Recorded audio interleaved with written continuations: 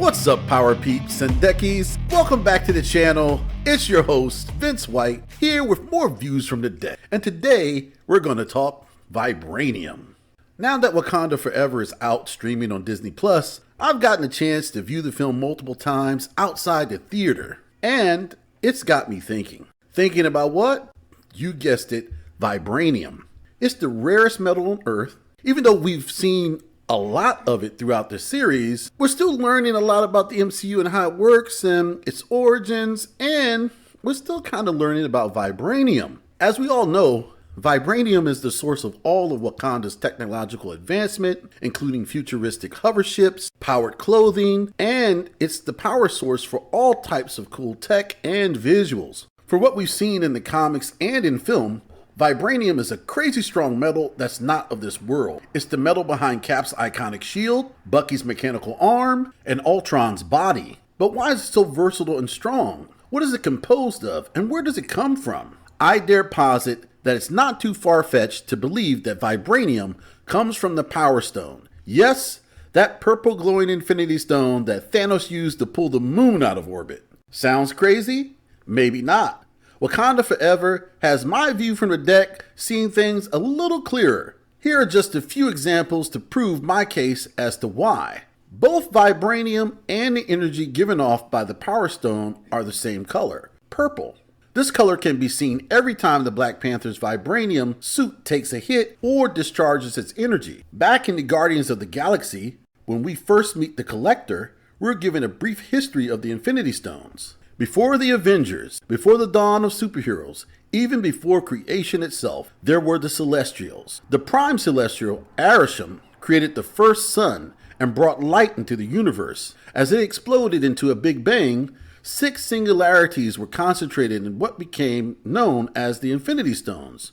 Incredible sources of power, each representing an element of the universe: space, mind, reality, power, time, and soul. During this Guardians of the Galaxy montage, there is a scene that shows the celestial Eshan destroying an unknown planet by use of a golden staff topped with what looks to be the Power Stone. Based on this theory, when Eshan slammed his mighty staff into the ground, the purple energy dispersed from the stone and imbued itself into or became one with the planet. When the planet exploded, the remnants of the planet screeched across the galaxy, and I now believe one of its remains became a meteor that crashed into Wakanda. The meteor struck the continent of Africa. Its energy was dispersed into the plant life around the impact area.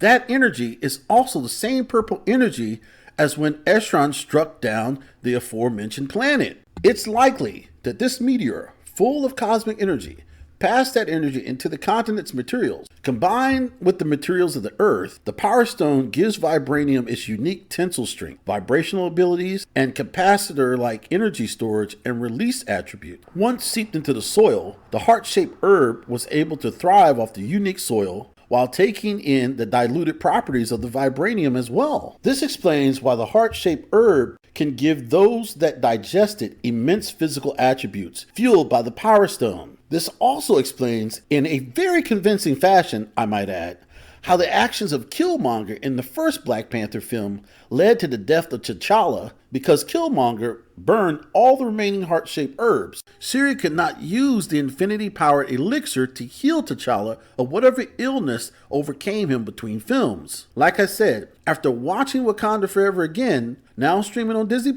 I can now see how pervasive and influential the Infinity Stones are and have been to characters and how they derive the abilities and powers. The first instance of an Infinity Stone providing its cosmic energy to the world was all the way back in Captain America, the first Avenger, when Hydra planned to use the Tesseract, the Space Stone, to power all their powered weapons and more. Imbued with the power of the Mind Stone, which in turn created heroes we know as Scarlet Witch and Quicksilver. The same stone is what powered Vision as well, which explains why Wanda and Vision have such a connection. I personally believe that 3 artificial Infinity Stones were created in sorts by 3 very intelligent Marvel heroes themselves. The first would be Tony Stark. Tony, being hampered by the corrosive effects of his chest-implanted arc reactor, sought a new energy source by deciphering his father's hidden diagrams. In doing so, he created a new element more powerful than any other on the planet. This source became crystallized into a single glowing blue gem. I believe it was an artificial version of the Space Stone, i.e. the Tesseract.